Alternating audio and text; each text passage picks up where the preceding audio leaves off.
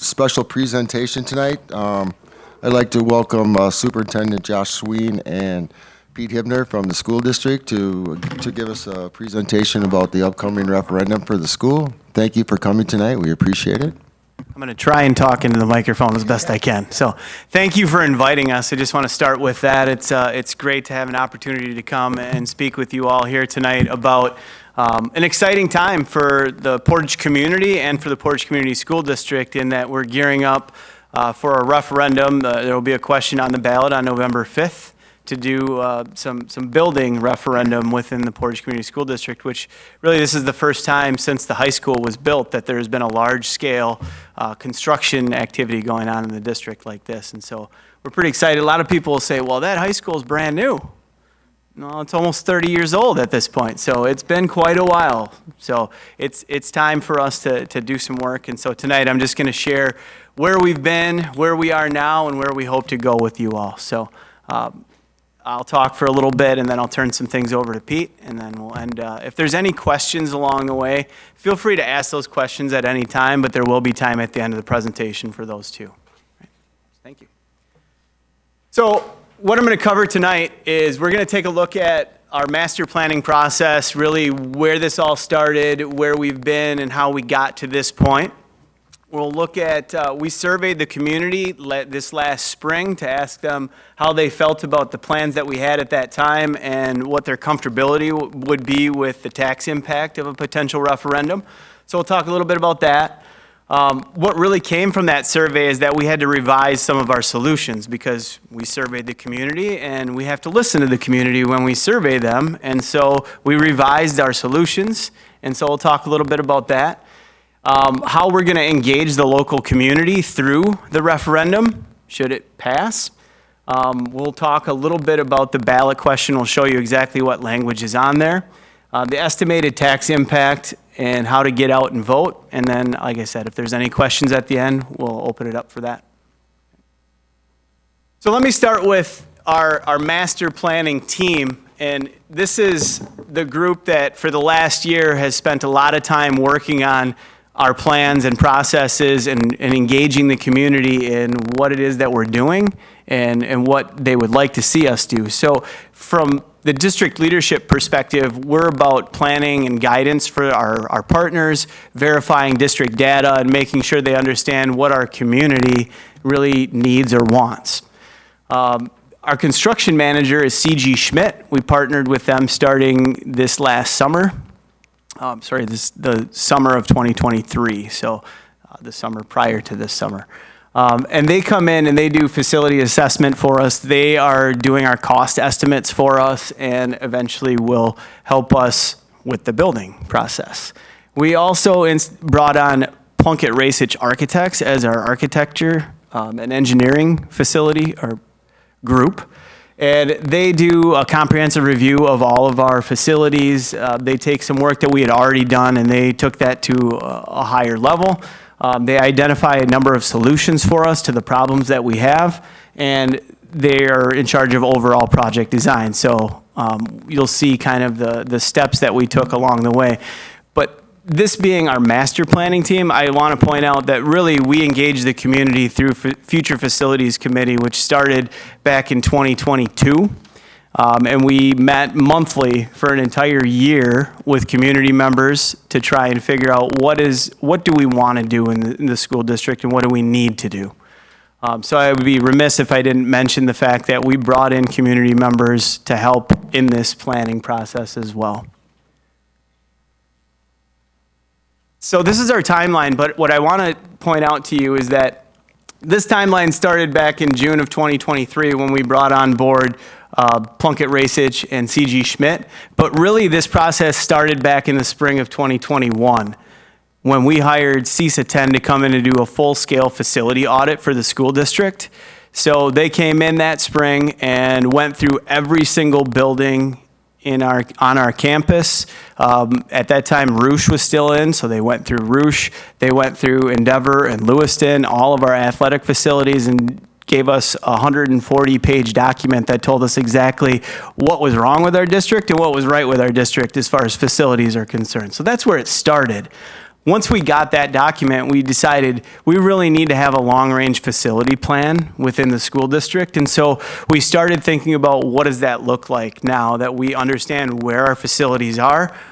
Now we need to decide what needs to be addressed right now, what can we put off for a little bit of time, and what can be put off even further down the road. So that was the idea behind bringing the Future Facilities Committee together, was just to talk about that facility audit and determine what our next steps were going to be. After we went through that for about 2 years, we decided that it was about time that we brought in C.G. Schmidt and PRA, because we got to the point where we needed professional help to do the pricing and determining what the solutions would be. So we brought them in, and then we started up our committees again and had PRA and C.G. Schmidt helping lead those. And they worked through, what are our wants and what are our needs. And we put together a really comprehensive plan that addressed every single want and every single need that came out of those. The problem was the price tag for that was over $200 million. And when we told people that, their jaws just about hit the floor. But that's part of the process. You have to start with what are all of your needs and wants, and then you start figuring out what are your priorities. So that's what we did with C.G. Schmidt and PRA. We figured out what are our priorities. And so then once we had that down, we decided to survey the community to find out what's the comfortability with the tax impact and where do we want to go from there. So that's what we did this last spring. Then we spent this summer reviewing those survey results and figuring out what's our next step, which again, like I said, we had to revise our solution a little bit, but then on August 12th, the school board voted unanimously to move forward with a referendum question on the ballot for November. And then we're in the public information campaign. So that's what Pete and I are doing for the next month and a half, is we're coming around to find folks like you and explaining what this referendum entails and allowing people to ask the questions that they need to ask, right? So why are we pursuing this in general? Investing in the future of Portage students, teachers, staff, and the community. And I think you can all agree with me that there's kind of a give and take, that strong schools equal strong communities, and strong communities help build strong schools. And so I think you have a strong relationship between the city at this point and the school district, and we're trying to help the city be better, and we know the city is here to help the school district be better as well. Improving academic opportunities for student outcomes for middle school students. One of the things that we do know as we went through that facility audit is that Portage Middle School is the oldest building on our campus, and it was never designed for middle school students. It was a high school, then a junior high, and then a middle school. And so there has never been a building in Portage that was designed specifically for middle school students. And one of the comments that came up through the Future Facilities Committee was that maybe that has something to do with the negative connotation that we see from our middle schools, is that we've never actually dedicated building and doing things directly for middle school students in the community. So that's a big priority for us. Creating flexible learning environments to support today's teaching and learning. You may have heard we want to bring our schools into the 21st century, and you have to, sometimes that has to do with the environment that they are teaching in. We're going to address urgent maintenance needs. So one of the things we found out from that facility study was that, not a surprise, with the middle school being the oldest building that we have on the campus, there are a lot of issues that need to be addressed at that middle school. Specifically, when you think of HVAC, electrical, and plumbing, all of those systems are completely out of date. We are constantly fixing them over and over again, and they need a complete overhaul at this point. Also, windows and other things need to be addressed within the district, and that will be addressed at the middle school. Then we're looking at building an addition onto the high school to bring an aquatics facility back to the Portage community. So our pool that was at the Roosh building was well past its life expectancy. It's a testament to the work that the city and the school district did that we could keep that pool open for as long as we did. But we just could not keep it going. The maintenance costs on it were going to be too high. And so we had to shut it down at the end of last year. We do believe that the Portage community deserves a pool. We're surrounded by water, and our kids need to learn how to swim. And so whether it's a city pool or a school pool, I think a pool needs to happen in the community. We also need to renovate the high school to add multi-purpose gym space. If you have kids that are involved in athletics at all, and that could be all the way down from the youth level to high school. We don't have space. We have kids practicing at 6 o'clock in the morning. We have kids practicing at 8:30, 9 o'clock at night. And there are many times where they will say, we don't have the space for you. And that's not okay. We want to make sure that we have the environment and the space for all the kids in the community. So those are the big reasons why we're pursuing the referendum at this time. Like I said, we did survey back in the spring, and the overarching idea that came out of that survey was that, yes, the community said, you got to do something about that middle school, but the price tag is a little too high. So we found that about 50% of the community would say, yes, we will support a $58 million referendum to build the middle school. The problem with that is that does not include anything else except for the middle school. So there's no gym associated with that. There's no pool associated with that. And so we had to go back to the drawing board a little bit and see what we could do, because 65% of the respondents in that survey said that they would be willing to support it if it was a lesser amount. So looking at $58 million and trying to figure out how can we still get the things that we need and decrease the amount of money that it's going to cost so that we can lower the tax impact on the community was really why we decided to go back and refine our solutions. But if you remember that survey, we looked at two different options. The first was to build a new middle school as an addition onto the current high school. The second option was to build a standalone brand new middle school. The addition onto the high school was $58.1 million. The standalone was $78 million. And so we were just looking at all of that information, and we found that people really believed in the additional items of the pool and the gym and some of the other work that we needed to do, but they weren't going to pay for more than $58 million. And in fact, they wanted less than that. So we had to revise our solution a little bit.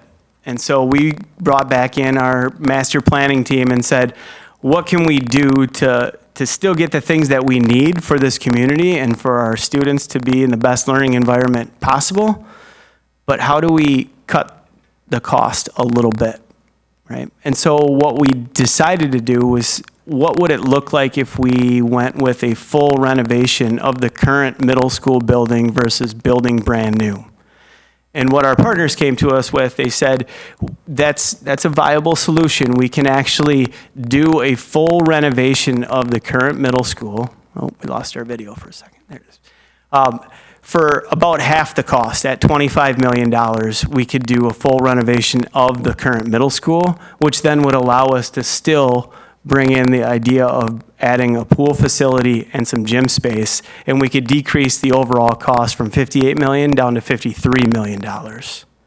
So really, when you look at it, it's more of looking at a compromise. How do we still get all the things that we need and help the taxpayers to the point where they're not overburdened? Okay. So the new solution that we're going to put on is going to be on the ballot in November would be to have some additional classrooms created to make sure that they're adequately sized, cafeteria and commons expansion at the middle school, light renovation to all of the building, heavy renovation to certain portions, and additions to others. So if you look at this map up here, what we're looking at is anything that is in red would be new addition. So the square footage for new addition was calculated into the cost of that. And so this is just a proposed conceptual floor plan. This doesn't necessarily mean this is exactly what the plan is going to be. Once we pass a referendum, we then go back with PRA, our architects, and engage the staff in that building to say, okay, now within these parameters, what do we need to do to finalize this plan?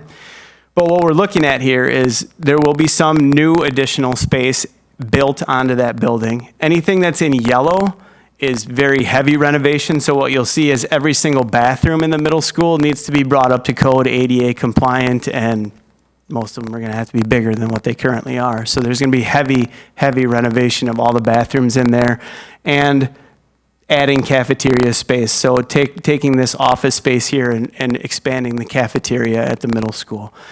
Anything that's in blue is light renovation. So every other part of the school will also be touched. So it will look like a brand new building when you walk through that.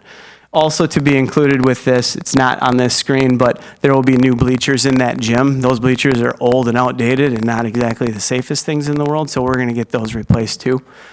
And then we have to do some site grading to improve the stormwater runoff. That building is flat, everything runs off, and it's not contoured very well, so everything runs back into the building. So we're dealing with some water infiltration issues that we're going to mitigate with this as well.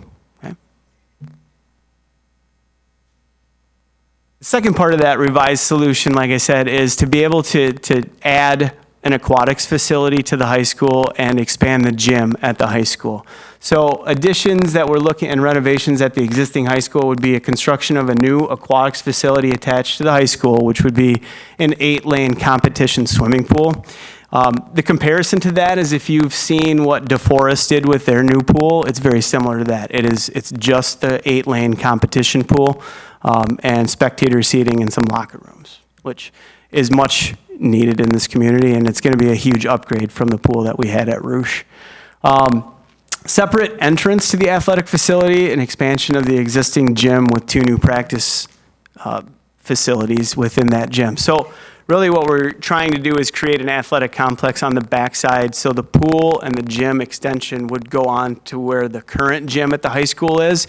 We would create a separate entrance to the pool facility and the gym space and some parking so that it could be used by the community even potentially during the school day. So people would not have to walk through the school building in order to get to the aquatic center. The expansion of the basketball or the gym itself would be at least 2 new stations, so 2 new basketball courts or 2 new volleyball courts in addition to what we currently have at the high school. So it would be not quite a field house, but it would be an expansion of what we currently have. And then safety and security, I have this picture here, which is a conceptual view of what an upgraded high school entrance would be. If you've been to the high school entrance anytime recently, like I said, that building's almost 30 years old, but there's been a lot of weather damage and things to the exterior doors, and so fixing those up and making that a more safe entrance, but also making it pop. One of the things I've heard from lots of people is that I don't know where the entrance to the high school is, or it just doesn't look very inviting, and so we can do that by updating the main entrance to the high school.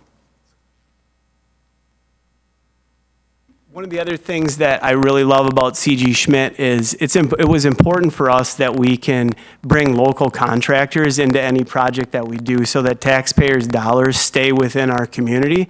And so what C.G. Schmidt does is they actually divide their projects up into smaller units to allow small contractors the ability to be able to bid on those projects. So as we're looking at this, there will be a middle school project, a high school project, and then a separate like safety and security project that will be smaller in scope, which will allow some of our smaller contractors from the Portage community to be able to bid on these projects. And you've heard me talk long enough, so I'm going to turn it over to Pete for a couple seconds. Maybe a time limit here, so I'm not sure how much time I have.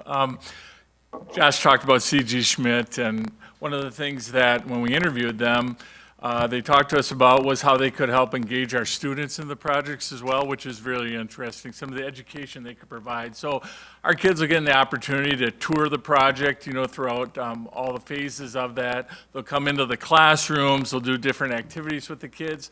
Some youth apprenticeships will be available to some of our students, which is really nice opportunities for them. And then finally, they'll get to job shadow as well. So kids who are interested in whether it's plumbing or HVAC or what have you, they'll get those opportunities as well. So that's pretty nice. Obviously, we get asked about what's going to be the impact to our taxes with this. And as Josh talked about, the community seem interested in a new middle school, whether standalone or as an addition, but they also wanted, an aquatics facility and a gymnasium, and that price tag was just a little bit too high. So we were able to drop that price tag by looking at renovating the middle school and still getting that aquatics facility and the gymnasium at a price tag of just over $53 million. So again, the survey, it seemed like the threshold was it had to be lower than $58 million. What would be the tax impact? Well, using some conservative estimates, and we think this is probably at the top end, but it's that $1.90 per $1,000 of property value. $2 seem to be sort of the limit that the community is willing to support. So again, we think this is more at the top end. You can see there at the bottom in terms of like property values, we're only assuming 1% growth. That has been sort of the last few years, the increase in net new construction, but I know we're all hoping that that'll be a little bit higher in the future. So we think this is the maximum, be $1.90, or for $100,000 of property value, about $190 a year, or $16 a month. Obviously, if it's $200,000, it'd be double that, $380 or $32 a month. One of the things we try to do when we go around, we talk to the community about referendums, try to be honest, in terms of that. You will be seeing us again. In fact, we have to come back to the community every few years for operational referendum purposes. We've been doing that since 2003, 2004. Because of how the state funding with respect to schools. So what this chart shows is that whenever we talk about operational referendums and you're projecting 3-5 years in the future, it's hard to zero in on how much of that money will we actually need to maintain our programs and services for our kids. And that's what we emphasize in terms of we're just trying to maintain what our kids need. So it's on the far right of that chart, we're in the 4th year of our current operational referendum, which was a 5-year referendum. So a year from now, we will be looking at coming back to the taxpayers unless something drastic happens at the state level, and we're really not anticipating that. But our commitment has always been that we're only going to spend what we need to maintain for our kids. Even though it's authorized, we're not going to spend it if we don't have to. So all of the black shaded there up there represents amounts that were authorized, but we didn't tax or spend for it. If you added up all the amount of money that was authorized back from 2003, 2004 to the present, it would total $55.4 million. The black shaded bar graph up there, that would represent $10.6 million that we did not tax or spend. So almost 20%. Again, that has been our commitment. Our community, we have found through the feedback, has been very appreciative of that. So what does it look like? Our tax rate for school purposes last year was actually $671. Without this referendum for this school year, 24-25, we were looking at a drop to $621, about 50-cent decrease. So then you layer onto that $1.90 for this referendum, and we would go up to $811. So from $671 this past year actually to $811, $1.40.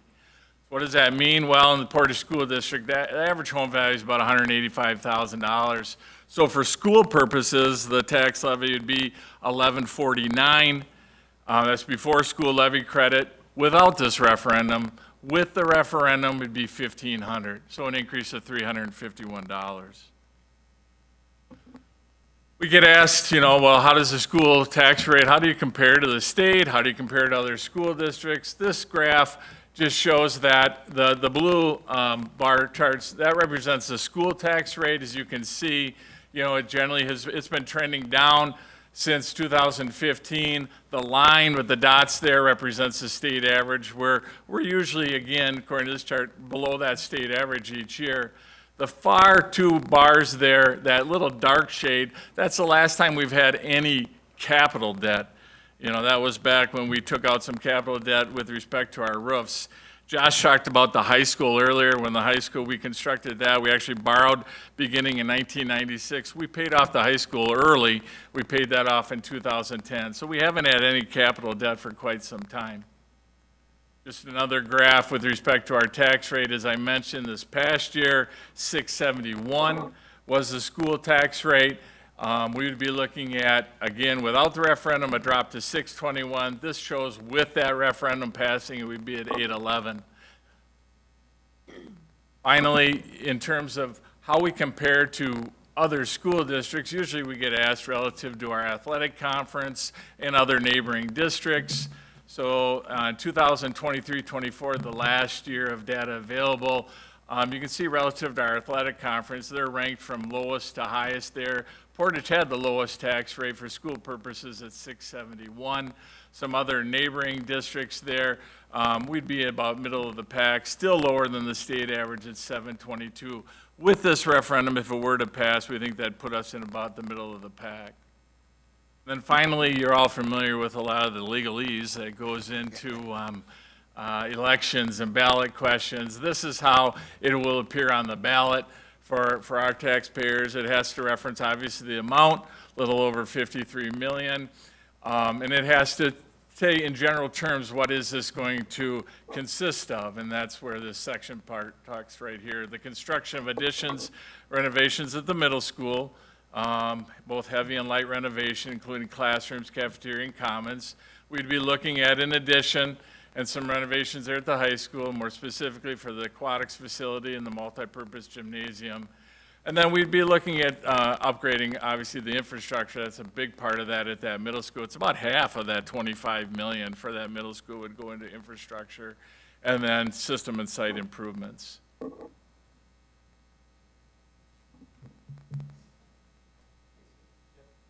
So there's only a couple slides left here, just to wrap things up. When we really just want people to get out and vote. I don't think that's going to be a problem in this election in November. I think there's going to be a lot of people who are going to get out and vote. So, but we like to share with people, how do you go out and vote? And so we have a number of different options here for people to register to vote and do those kinds of things. The last thing I'll just point out is, if anybody has questions or wants more information, there's a couple different things you can do. You can go to our district website, and we actually have, under the district tab, there is a page that says 2024 referendum information. And if you click on that, it actually goes through every presentation that we've done since the beginning of our future facilities committees. So you can review those. The slideshow presentation that was done with our survey results is also found there. And this presentation, including some FAQ stuff that I passed out, a fact sheet to everybody tonight. You can find that information there, or you can just reach out directly to me or Pete at the school district, and we'd be happy to sit down and talk with anybody if you have questions or concerns or anything. And the last thing is that we do have a number of public information sessions coming up after this. The next one is next week at Dino's. There's a chamber breakfast at 8 a.m. where we'll be giving this presentation to chamber members. We've also scheduled 2 public information sessions that will be held in the school district. One on September 24th at Bartles Middle School Library at 6 p.m. And then another one on October 16th at Portage High School in the auditorium at 6 p.m. So if you can share that information and tell people, hey, if you want to find out more, or if you need to ask questions, go to those information sessions, and we'd be happy to talk to anybody about it. So with that, I'll ask, are there any questions? I think we did pretty good. It's 5:59. Any questions?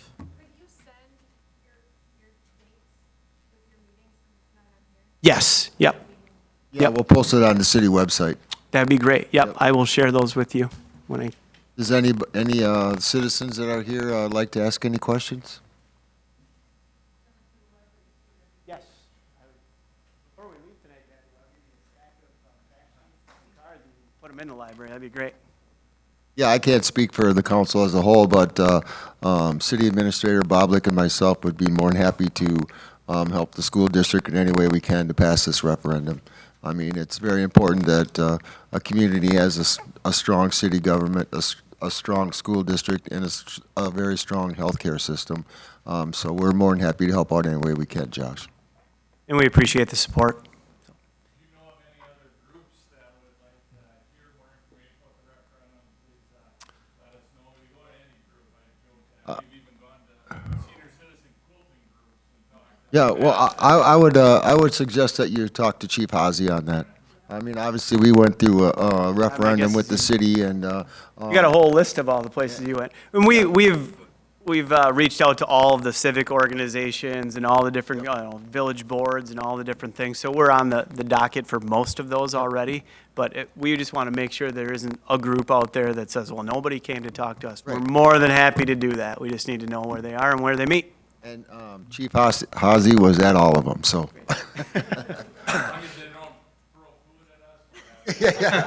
As long as they serve food, it's okay. We'll take that. Thank you. Thanks, Josh. Thanks, Pete. We appreciate you coming in tonight.